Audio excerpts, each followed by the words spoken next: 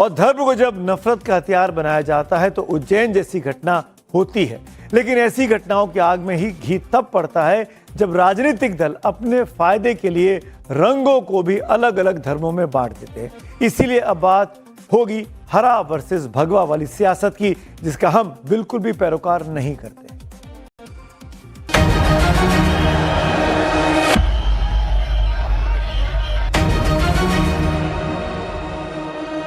मुमरा को green colour से ऐसे रंगना है कि इन लोगों को यहाँ से बुरी तरह से पछाड़ के भेजना है इंशाल्लाह।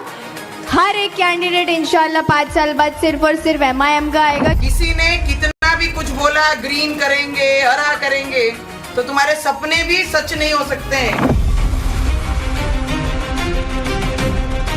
हमारे छत्रपति शिवाजी महाराज के विचार लेके ये खून में दौड़ते हैं। जब तक ये खून खत्म नहीं होगा तब तक भगवा इस देश से कोई हटा नहीं सकता। ये भगवे में कैसा वो हरा होगा, ऐसा कहना गलत है और जनता उसको ठीक से जवाब देगी। अब ये जिन्होंने इस तरह की बात की कि हरा रंग भगवा रंग चलेगा, उनके खिलाफ FIR हुआ।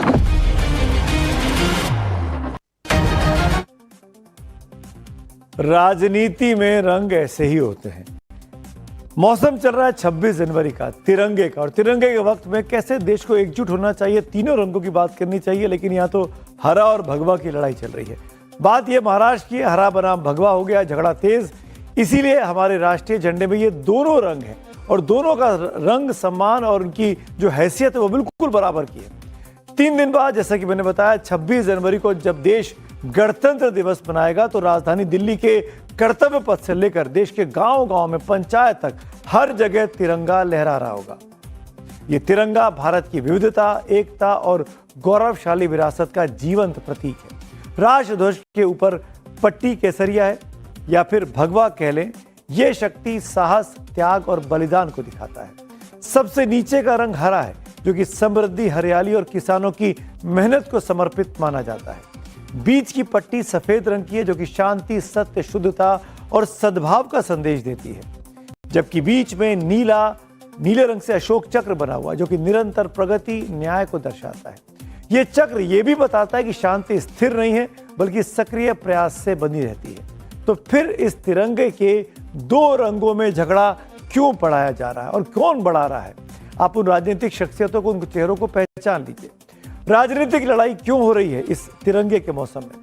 दरअसल 2 दिन पहले हैदराबाद वाले भाईजान असदुद्दीन ओवैसी की पार्टी AIMIM के टिकट पर ठाणे के मुमरा से पार्षद बनी सहर शेख ने हरे रंग वाला जो विवादित बयान दिया था, उस पर अब बीजेपी की फायर ब्रांड हिंदूवादी नेता की छवि बनाने में लगी नवनीत राणा ने आग बबूला होकर उससे भी ज्यादा विवादित बयान दे दिया है। नवनीत राणा ने सहर शेख के अंदाज में कहा कि देश में सिर्फ केसरिया ही चलेगा। पूरे के पूरे मुमरा को ग्रीन कलर से ऐसे रंगना है कि इन लोगों को यहाँ से बुरी तरह से पछाड़ के भेजना है इंशाल्लाह। हर एक कैंडिडेट इंशाल्लाह 5 साल बाद सिर्फ और सिर्फ MIM का आएगा। छत्रपति शिवाजी महाराज ने जब बोला था कि ये राज्य में जो धर्म के लिए हम काम कर रहे हैं, जो महाराष्ट्र में रह रहे हैं, ये धर्म के लिए हम जिएंगे भी और मरेंगे भी।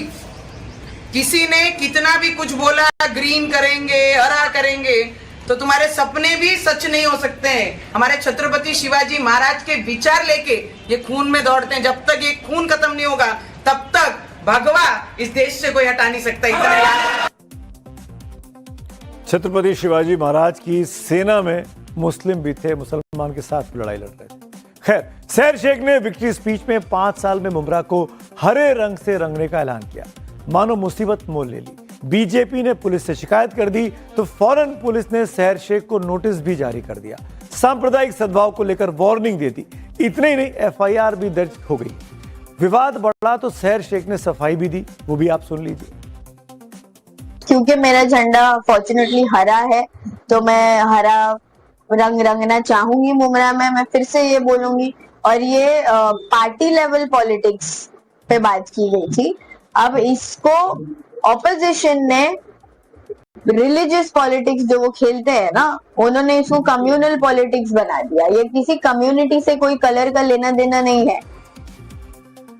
तो सहर शेख ने अपनी सफाई दे दी कि वो उन्होंने क्यों हरा कहा। ऐसे में अब सवाल तो नवनीत राणा और महाराष्ट्र की पुलिस से भी पूछा जाना चाहिए। अगर हरे रंग के बयान पर पुलिस सांप्रदायिक सद्भाव के मामले पर नोटिस भेज सकती है, एफआईआर दर्ज कर सकती है, तो लगभग वैसा ही बयान तो नवनीत राणा ने दिया। तो क्या उन पर कार्रवाई नहीं होनी चाहिए कानूनी तौर पर? यही सवाल एआईएमआईएम के साथ अब कांग्रेस भी पूछ रही है। ऐसे हिसाब से तो बीजेपी वालों के ऊपर तो हजारों के ऊपर एफआईआर हो जाने चाहिए। अभी जिन्होंने ये कहा कि नहीं सिर्फ भगवा ही चलेगा, पहला एफआईआर उनके ऊपर भी होना चाहिए था। फिर उनको क्यों छोड़ दिया जाता है? आए दिन बोलते हैं कि पूरा सिफ्राइजेशन कर देंगे, तो कुछ नहीं होता। मगर यहाँ एक बच्चे ने क्लैरिफिकेशन भी दिया है, उसके बावजूद इस तरह का उसको कम्युनल रंग देना मैं समझता हूँ सरासर गलत बात है ये। और कुछ तो बेगानी शादी में अब्दुल्ला दीवाना बन के वहां पे जा रहे, एफआईआर करवा रहे, क्या है ये? फिरका प्रस्त पार्टी भाजपा जैसी पार्टी कलर को भी मजहब में बांट दिया, इंसानों को तो बांटा ही है, कलर को भी बांट दिया।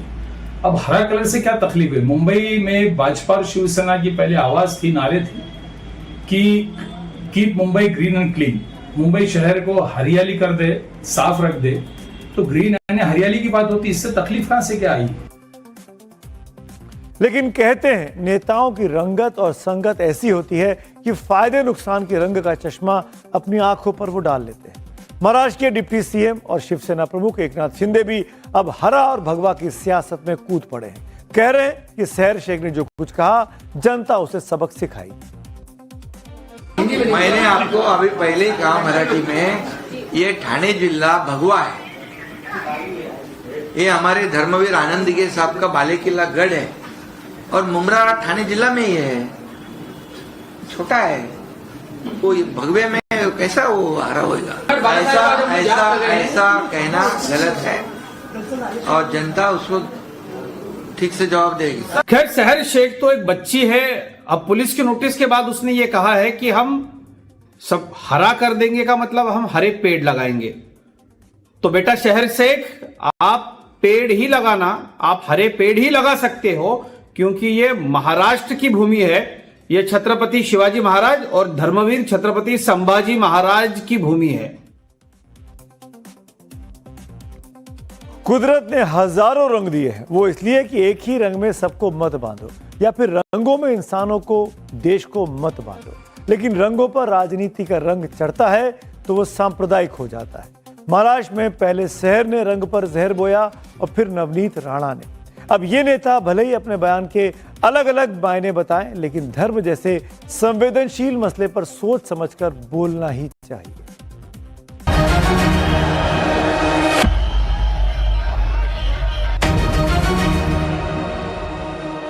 For more of such videos, do like, share and subscribe to ET Now Swadesh.